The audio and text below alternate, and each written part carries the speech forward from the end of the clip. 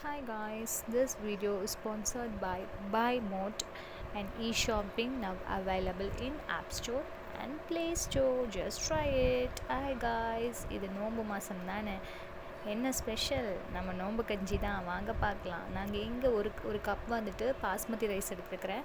அப்புறம் வந்து ஒரு சின்ன கப் அளவுக்கு வந்து கடலைப்பருப்பு எடுத்துருக்கிறேன். அப்புறம் 1 to 3 ஸ்பூன் அளவுக்கு வெந்தயம் எடுத்துருக்கிறேன். இது மூணையுமே வந்துட்டு நான் நல்லா வந்து ஊற வச்சுக்கிறேன். பார்த்திங்களா, கடலைப்பருப்பு இதை வந்து நான் நல்லா ஊற வச்சுக்கிறேன். ஒரு தண்ணி ஊற்றி நம்ம எப்பவும் ஒரு நார்மலாக எப்படி ஊற வைப்போம் அதே மாதிரி நான் ஒரு 2 மணி நேரம் 2.5 மணி நேரம் ஊற வச்சுக்கிறேன். நல்லா ஊறட்டும். சைட் பையில் ஒரு குக்கர் எடுத்துக்கிறேன். நல்லா ஊறினதுக்கப்புறமா ஒரு குக்கர் எடுத்து அதில் எண்ணெய் ஊற்றி, நெய் வேணால் நெய் கொஞ்சம் போட்டுக்கலாம், அது உங்களோட ஆப்ஷன் தான், உங்களோட இஷ்டம். நல்ல ஃப்ளேவர் கிடைக்கும், நெய்யும் கொஞ்சம் போட்டுக்கலாம். இதில் வந்து நம்ம எப்பவுமே பிரியாணிக்கு எப்படி தாளிப்போம் அதே மாதிரி பட்டை, கிராம்பு, ஏலக்காயெல்லாம் போட்டு பெரிய வெங்காயத்தை நல்லா பொடி பொடியாக நறுக்கி வச்சுருக்கேன். அதையும் போட்டு நல்லா வணக்குங்க, நல்லா சாட்டே பண்ணிக்கோங்க.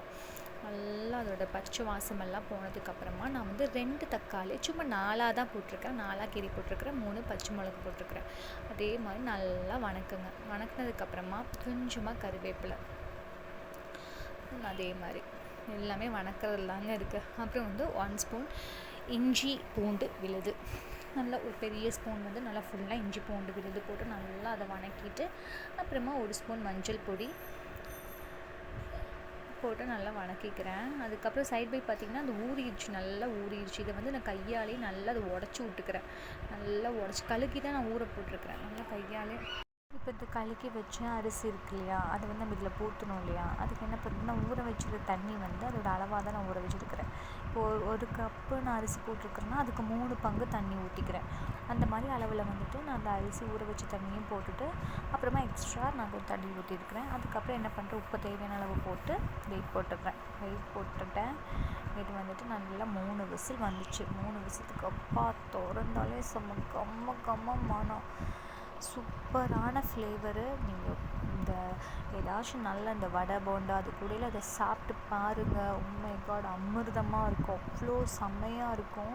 நீங்கள் ஒன்ஸ் நீங்கள் ட்ரை பண்ணி பாருங்கள். நான் முஸ்லிம்ஸ் கூட இது ரொம்ப பிடிக்கும். யூஸ்வலாக நான் முஸ்லிம்ஸ்க்கு நல்லாவே இது ரொம்பவே பிடிக்கும்.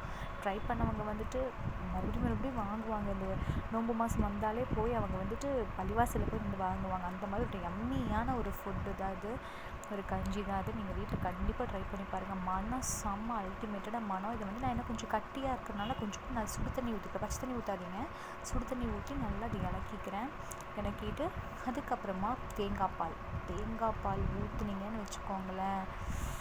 நிறைய பேர் என்ன பண்ணுவாங்கன்னா தேங்காய் துருவி வந்து போடுவாங்க. நான் வந்து இதில் வந்துட்டு தேங்காய் பால், நல்லா கட்டி தேங்காய் பால் தான் ஆட் பண்ணியிருக்கிறேன். மேலாக கொஞ்சம் கொத்தமல்லி புதினாவும் ஆட் பண்ணிவிட்டு நல்லா இலக்கி விட்டுருக்கேன்.